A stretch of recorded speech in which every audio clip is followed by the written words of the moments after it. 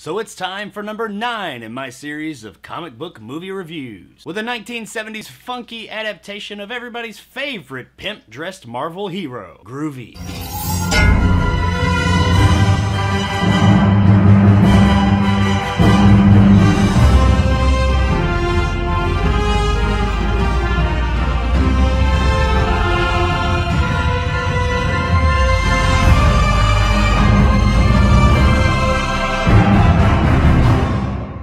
Doctor Strange, 1978, is brought to us by director Philip DeGury and stars Peter Hooton, Clyde Kahatsu, and Jessica Walter. So if you thought that 2016's MCU entry, Doctor Strange, was the first adaptation of the iconic character, you would be wrong. Because unknown to many, there was actually a 1978 TV movie made that was hopefully going to develop into a TV show. Though obviously, that never happened. And after watching this 1978 super funky groovy movie, I think I know why. And that's because this movie is boring. How you take a character that is so deeply ingrained in the mystical and magical and pretty much the sky is the limit and make it so fucking boring, I don't know. But they did it, so hey, they accomplished something there. Our titular character is played by Peter Hooton, which I guess he does okay, especially given everything else in the movie, but he is a far cry from Benedict Cumberbatch's rendition of the character years later. Our villain for this adaptation is the longtime Marvel supervillain Morgan Le Fay, played by the always awesome Jessica Walter. And really, while Walter always is and always will be awesome in everything she's in, this version of Le Fay is just kind of It's not really Walter's fault. The character, much like all the characters in this film, just doesn't really have much to do. You see, a great deal of this film is just kind of not much is happening. It's really like a superhero version, like a really light superhero version of something like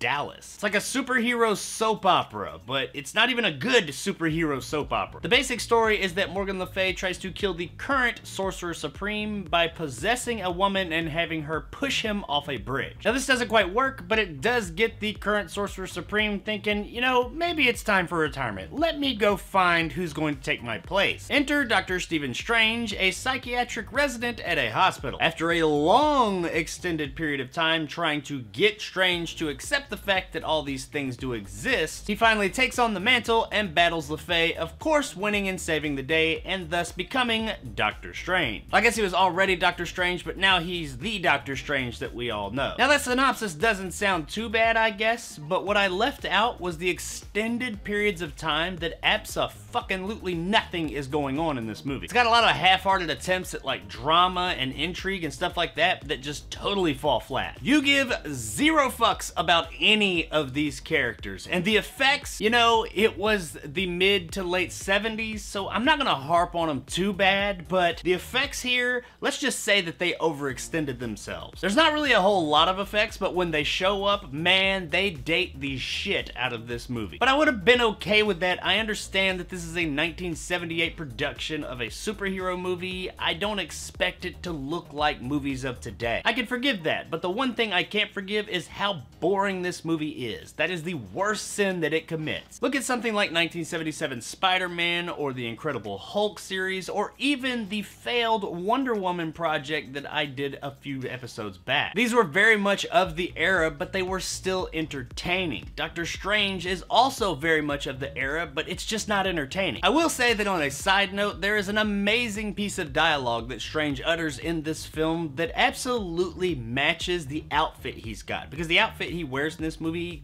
just makes him look like a fucking pimp from the 70s. But at one point he goes on a date with a woman that he just met, and this is minus the outfit by the way, but he goes on a date with this woman. He shows up to her house to pick her up, and upon immediately entering her house, she says, "Is there anything I can get you?" And what does he say? Does he say, "I want a drink" or nothing? You know, anything you need before we get out of here and go to dinner? No, he says, "How about a hot bath?" And while this did seem a bit out of of character for this character in the movie, I ain't gonna lie, I laughed my fucking ass off. This was the best part of the movie because it just came out of nowhere, and this guy, the balls on him was just like, wow. But that's the kind of movie we're dealing with here, where most of it is so boring that when a line like that pops up, it really sticks out as one of the best parts of the movie. Another issue I had with the movie was the character of Doctor Strange himself. He was very much a Gary Sue. For the vast majority of the movie, he is of the mind that this kind of thing can't be. I believe in science and that is it. And that is very much in line with the origins of the character. I didn't have a problem with that, but when it gets to the point to where he is going to accept the fact that these things do exist, he goes from just like this doctor who knows nothing about this world to all of a sudden using all kinds of superpowers and defeating a fucking supervillain. Like he needed no explanation, no training, no nothing. He just all of a sudden is the Sorcerer Supreme. And that's even before the whole like really weird ritual they do with him where this beam of light comes out of the sky and like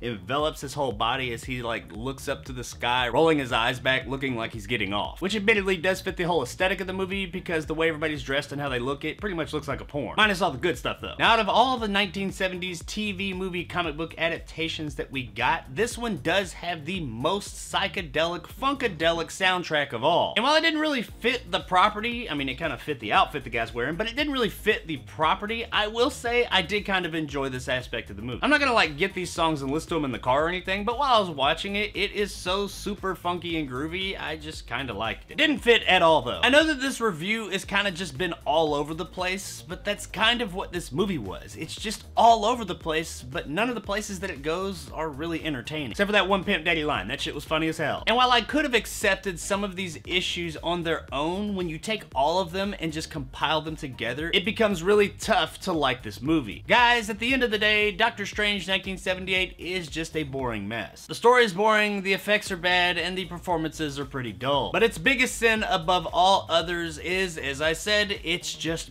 boring. So unless you're looking for some form of cinematic ambient, there's not really any reason to check this one out unless it's on USA Up All Night.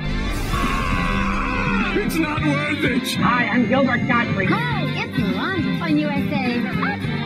It's so big. It's just not worth it! Yeah, this movie sucked. I guess you just can't win them all. Even for fans of the character, you're just not gonna find anything worth watching here. So my recommendation would be to just let this one fade off into obscurity. So there it is, guys, my review of Doctor Strange 1978. If you enjoyed and want more content like this, hit that subscribe button and help my little channel grow. If you want to help out the channel, check out my Patreon in the description below and become a jarhead and get some of the awesome benefits to go along with that, like these guys. And possibly join my top tier and become a bad motherfucker like my man Greg. If you liked what I had to say, give me a like. If not, let me know in the comments below why. And as always, stay sexy, Albany. I came here to try to help a patient of mine.